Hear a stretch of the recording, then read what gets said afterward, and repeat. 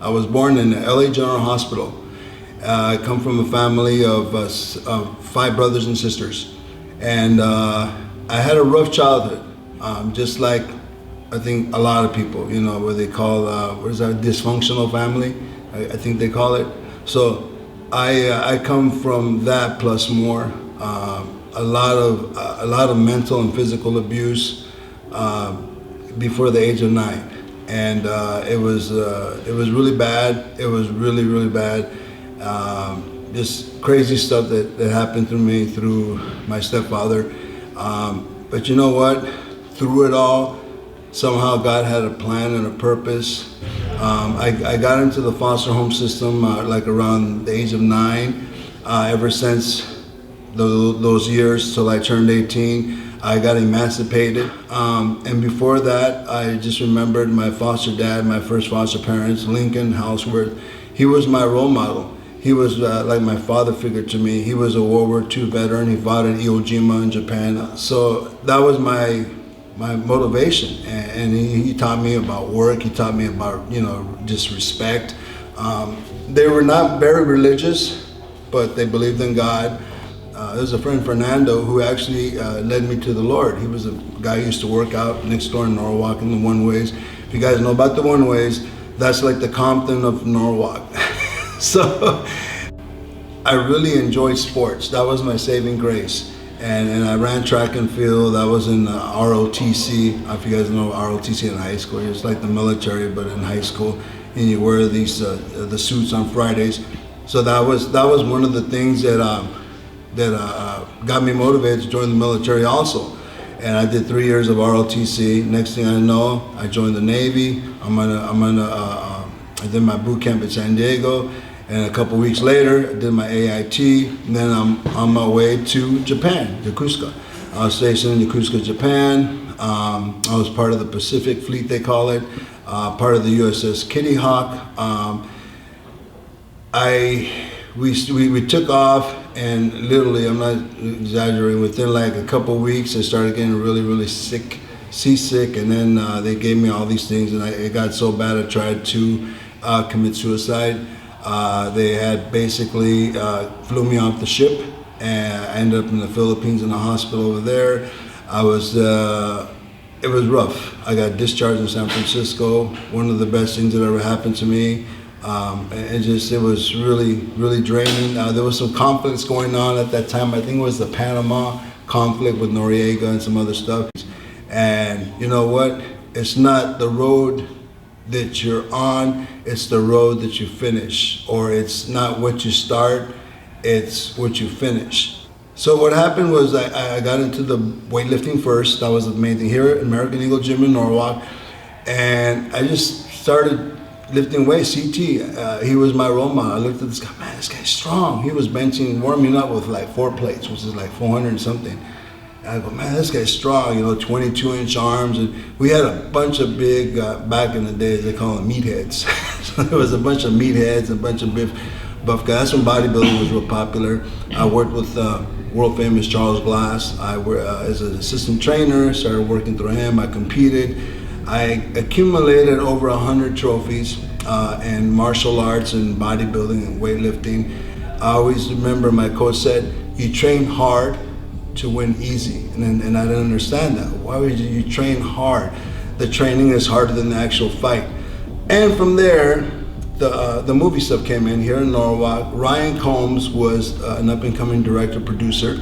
And he owns a company called Iron Hog Productions. I got into acting by accident, and like I said, from there, I said, hey, you know what? My friend said, you need a manager. I went to LA Casting. I said, I'm looking for an agent, looking for a manager. I got probably about 8 to 10 agents that wanted to represent me. I'm like, wow.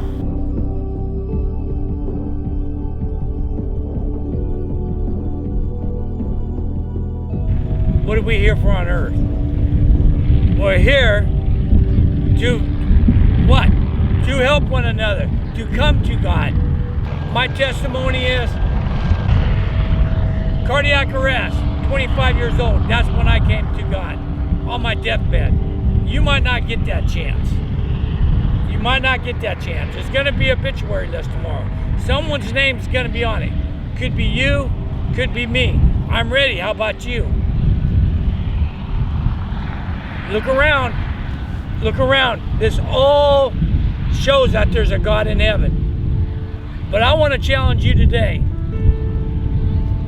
Call out to God, and He will show Himself to you. Run to God as fast as you can. You're going to see miracles in your life. God will reveal Himself to you.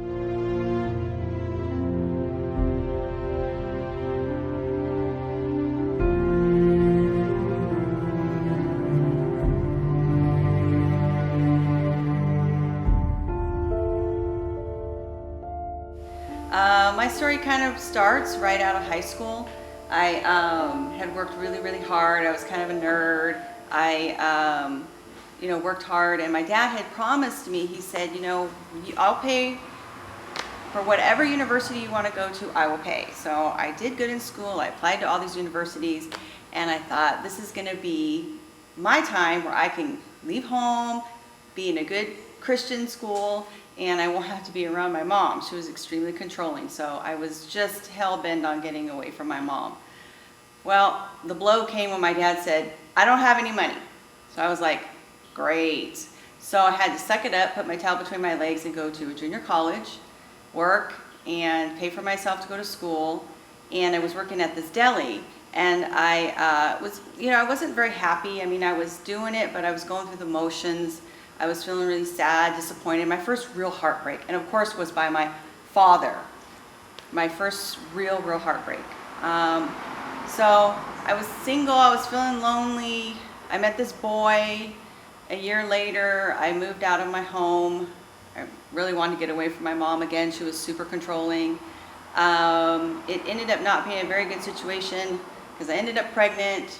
I ended up having to come home anyway, realizing this relationship with this boy wasn't going to work out. So I knew that the best thing for my baby was to be home with my mom, even though I didn't want to be with my mom. It was a better environment. One thing that I always stayed focused on was school.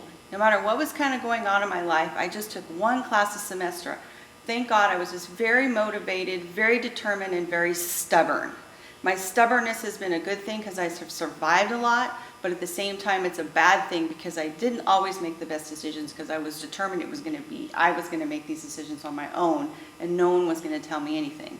2 years later, my mom started telling me, the baby's not really talking. She should be talking. And I thought to myself, well, okay, I didn't know anything again. I was young, I didn't know.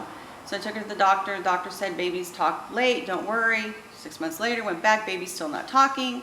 So I finally got a referral. I had FHP at the time, which wasn't a great insurance, but I had something.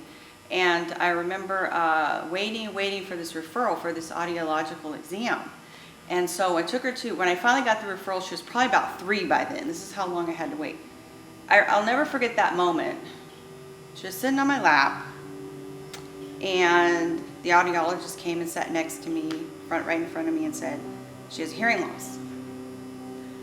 That was the first moment in my life that I aside from the moment she was born, I felt numb.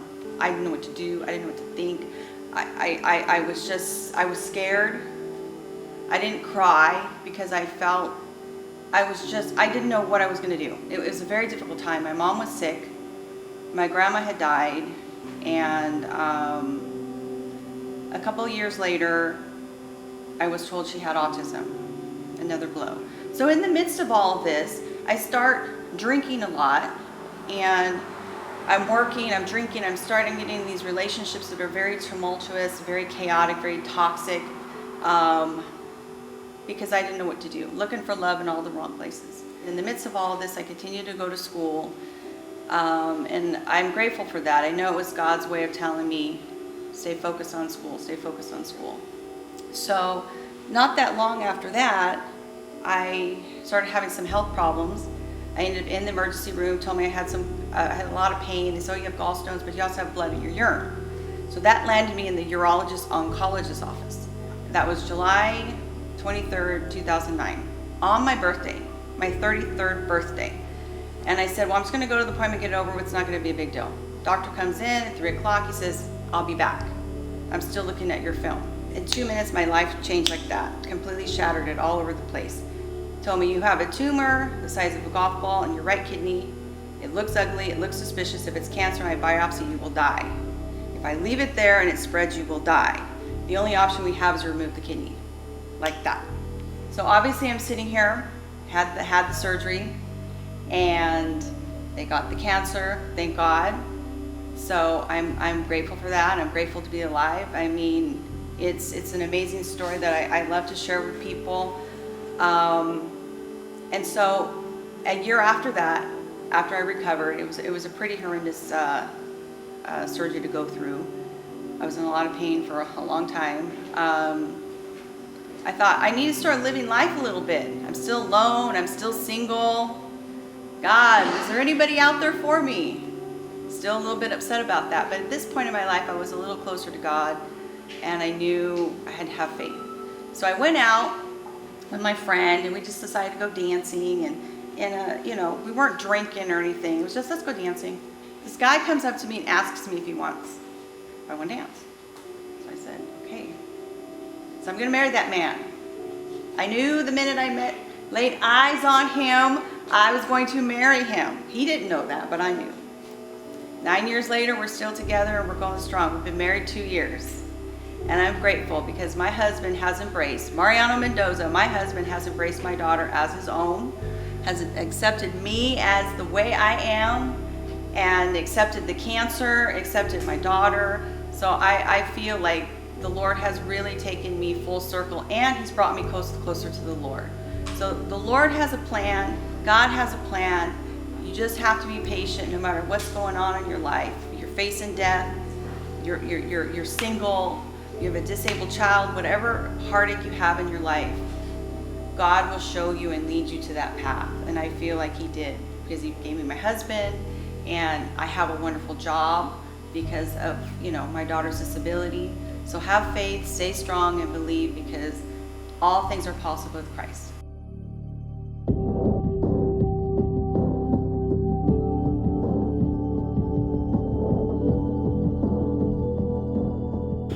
I'm 54 years old and a proud father with 4 boys and 2 daughters. My journey began being adopted.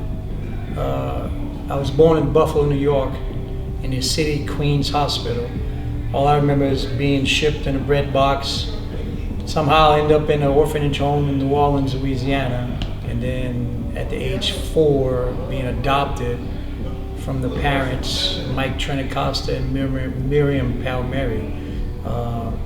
They actually adopted my brother first and then adopted me. And I have vivid memories about that situation that occurred for me. Regarding that, being an orphanage home, growing up, it wasn't hard for other kids to see children go through pain in life, you know, but I was one of those kids that went through a lot of pain, you know. Parents beat you up, parents, prejudiced parents, don't want to see you play with a black kid or a white kid or a Spanish kid. Italian, you know, people, they can have their ways and very prejudiced in life. I experienced that at a young age. And then I used to have dreams about when I get old, I'm never going to have a prejudiced bone in my body. I may have a white skin that we get looked at in life, and man, you're a prejudiced guy, you're a Donald Trump lover, but you don't know the deep. Read the book before you judge it. You know, don't judge it by the cover. So I'm not going to get too shaken here. Sometimes we start talking about our life and everything. I'm going to tell you some stories, you know. Growing up on my own, I had it tough. I was in a boys' home called Hope Haven down in Manor. And I didn't belong there, but it was because you got given up and nobody wanted you, right? Your parents just gave you up for adoption. And you got put in a boys' home and say, hey, go fend for yourself. So I did. The great guy, brother took care of me and directed me a little bit. Then martial arts changed my life. Getting involved in martial arts at age 7. My first black belt was at 11. And then trials and tribulations in life, we all have a path we take. I met some good friends and started training in life. And from there, I had a situation happen to me one time in New Orleans with my adopted mom. I was at a swimming pool. And I was playing with a black kid, a Mexican kid, and I think she was a female. She was Yugoslavian or something like that. And we're all playing in the swimming pool. And my adopted mom came and grabbed me by my hair, threw me back, drugged me upstairs, put me on rice in the corner, made me kneel down, put soap in my mouth and said, you're never gonna touch or spend time with kids like that, blah, blah, blah, blah. So I was beaten that night. And then I looked up at 2 o'clock in the morning, I saw some keys on the wall, and I took her car and I drove it over the Mississippi River Bridge. Oh God, probably 30 miles, I didn't even know I did it. And I ended up sitting in front of my friend's doorstep waiting for them to wake up in the morning, and their parents came and saw me and then told me to call my adopted mom. And so then my adopted dad took care of me and put me in a house. Couldn't live with him, put me in a house on my own, and I grew up on my own. So being you grow up on your own, you don't have nobody, no family, you're kind of a loner in life. But martial arts directed me a lot of different ways. And then I chased that dream of being out of high school, went to John Everett High School, and I graduated. And then I said, well, I need to get out of New Orleans and I need to go west. Happened to find God in my life. It actually started regarding one of my sons. He's 22 years old, and I was going through a problem. He's in high school, and I was going through a problem with his mother, and not knowing that I was going to be able to take my kid under my wing. And I had at the time lived with a gentleman named Bob Anderson, Coach Bob Anderson, a wrestling coach. And he said, Joe, I'm going to just tell you like it is. You can start praying. Let's pray today that you're going to get your kid to come live with you. But here's how you're going to do this. You're going to say your prayers, speak to the Lord, tell him thank you for what he's given you, because he has given you blessings. You may not be aware of it. And you're going to go enroll him into school. So I did. But God is great, guys. Jesus Christ above. You need to believe in the Lord. I was down on my butt, didn't have a job, didn't have a situation. I was getting ready to be homeless, sitting in San Pedro, $22 in my pocket, eating my nice little family dinner, and I had just said a prayer, and I get a phone call. Phone call is by a stunt coordinator named Monty Perlin. He says, Joe, I got a phone. I got this movie I want you to do. Would you be loving to come do this film and blah, blah, blah, blah. I'm like, yes, sir. What do you want me to do? He goes, check your email. I went down to New Orleans, Louisiana, a place that I grew up, and that was a real tough thing to do. I'm filming in New Orleans, ended up getting 2 days on the movie, and then that 2 days ended up being 2 weeks. Remember this, guys. Like the young man said before, you got to believe in yourself. You got to have faith. You got to be strong. You can still be weak, but be strong in knowing that there's no such thing as I can't in this world. Because you can do all things through God and Christ above. You say, yes, I can. And just believe in the Lord. And know that someone told me this, Master Joe, don't be like this. Be like this. So lately, even my hardship, I haven't been like this. I'm trying to be like this, to absorb it and bring it in life. And with that said, just believe in God, guys. Jesus Christ. We need to have America pray again. Los Angeles, California, United States of America, we need to start praying again like we used to back in the days. That's what's missing.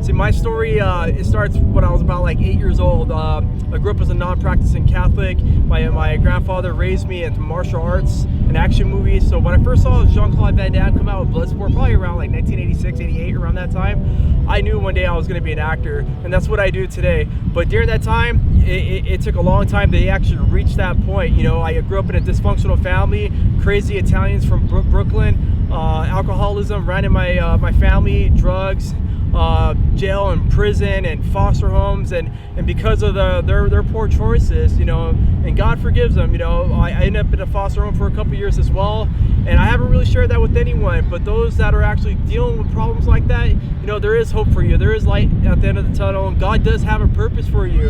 And God used this family called the Posers. They're dear to me. Jesse Jeremy Poser was my good friends growing up in elementary school and all throughout high school. He used to share the love of God with me and invite me to church when my grandmother didn't want me to go to church, because you know what, she was a Catholic and she had God in her heart. No offense against Catholics or anything, she just was a non-practicing Catholic, right? But that's where I found Jesus, and Jesus found me actually and saved me. When I was 16 years old, I went ahead and got baptized, but you know, things weren't perfect. I got into doing drugs. I was into the rave and techno scene, throwing parties and selling ecstasy and doing ecstasy and ketamine and LSD and just lots of drugs, lots of partying, hanging out with my little street gang, my little Asian clique that I had back in the days in North Torrance. And C Block, I love you guys. A lot of you guys are doing good, and just shout out to you real quick. But you know, long story short, you know, after I was delivered from drugs at the age of 22, God took me out of a bad relationship, out of being in it for 4 years, and you know, in 2007 I rededicated my life to Christ, and then I started serving at Calvary Chapel South Bay, doing missions, world missions, Mexico, America, Samoa, street evangelism locally here in the South Bay, Torrance and Gardena area, Redondo Beach as well. You know, and throughout that time, you know, I really started to see God's hand in my life. In 2011, I hurt my back really bad. I didn't know if I was gonna walk. So from there, at that point on, I really had time to, you know, a lot of alone time to think with God, you know, and like, hey, what is your purpose in my life right now? You gave me a desire to want to be an actor and also to want to do faith-based films, and how can, you know, you can use me when I hurt my back? Well, he healed me after 1 year. I started networking and meeting people in the movie industry, and doors started opening up, you know what, and then I found my purpose and started writing faith-based films, and now I have peace with God, because before I was an enemy, I was running, I was that prodigal child, you know, like running from him, doing drugs and living in the world and having sex with all these different women and all that, you know, and you know what, God delivered me and saved me from that, and you know, and there's hope for you today, and I pray, you know, that this message will inspire you, and I pray that you will seek Jesus where he may be found, because when you take your last breath here on earth, and that's it, you know, and you're gonna be standing at the judgment seat of Christ, and that's gonna be a scary thing. The Bible says it's a fearful thing to fall in the hands of a living God, and today, you know, I pray you repent and trust and believe in the gospel of what Jesus Christ did. And you know, and my favorite Bible verse that got me through the worst times of my life is Romans 8:28. For we know all things that work together for good for those that love God, and those are called according to his purpose. And you know, and Proverbs 3:5 and 6, it says, trust in the Lord with all your heart, lean not in your own understanding, in all your ways acknowledge him, and he'll make your path straight, just like he did me.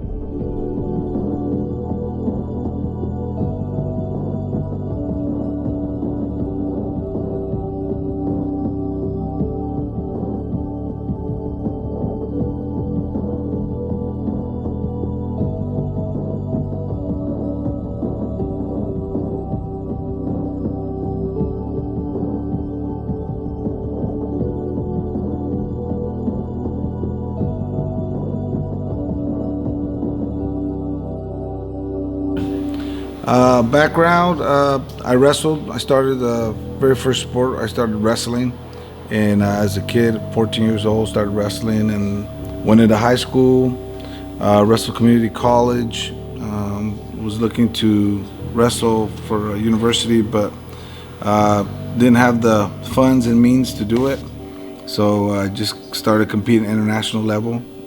Competed at international level for about 8 years. And then that's when fighting kind of came around, and I started doing the fighting scene. Realized I enjoyed it, took it as just competitive as I would in wrestling, and you know, got the opportunity and was blessed to fight and train with one of the best fighters out there, and fight in the biggest organization in mixed martial arts, and also fought other big organizations around, and got to do a lot of traveling. So cool. Fought for about 10 years, and now I opened up my own gym, and now I look. And this is your gym? This is a gym, Dog Pound MMA and Fitness in Norwalk. Get a workout, try it out, see if it fits your schedule and your budget. Will fit your budget, promise. That's true. We got a wide gate, but it gets narrow and narrow, and when it comes to opening that door, there's only going to be a few that get in there. And I'm not saying that we're not better, but when you believe in Jesus and you accept Jesus as your Lord and Savior, and you start living the best way you can through God's power, not your power, not your will, not all these things, it's like, you know, it's not about me. And you're talking about, I was full of myself. I thought I was the shit. I thought I was like, big dog, I'm badass. I can kick 7 foot high. I'm bench pressing 500 pounds. I got the world record. I got my own video game. I got all these. I'm in the front cover of 4 movies and this and that. I had a knee injury I was doing an audition. I messed it up. God humbled me that day, and He said, Mariano, you know, you're awesome. You're great. You did all these things, but remember, I can put you in a place where you'll never be able to do nothing. You know, I could be, you know, I was thinking I could even be in a wheelchair. Then what am I gonna do? There's no more impressing and showing off with all this stuff. So God humbled me from there, and from there I'm on the ministry doing all kinds of stuff. I have an amazing wife that's kept me in check, and God put her in my life, and she's part of the reason why I changed a lot. Dawn Mendoza, my stepdaughter, Ashley Perez, very, very talented. She's autistic, and I have a real daughter. Her name's Violeta Mendoza, and that's another story. I don't have a great relationship with her. She's 22. She graduated from the University of Humboldt, and it's just it's rough and it's tough. But you know, whoever said life is going to be, I always look at what Forrest Gump says. Life is like a box of chocolates. You never know what you're going to get, right? You might get something. Oh, this one has a nut in it. Oh, this one has something weird. This one has, I don't know, cheesecake or whatever flavor. So you just never know, right? And that's the way life is. And I just want to encourage everybody that you guys are seeing this. All the things I've done, all the accomplishments, those are all awesome. But in the end, there has to have a purpose and a meaning, and it can't just be me. It can't just be about, look at what I did. I go, yeah, I did these things. I worked my ass off to get these things. But I also say, you can do them, but you got to put in the work. You got to have faith. You got to be consistent. You got to put in the work, put in the time, and put God first in everything. That's the key. Don't give up. You might fall down, but you get back up. Doesn't matter how many times. So you guys, thank you so much for listening to my testimony and the testimonies of all these other people that are here, because their testimonies are just as powerful and just as important.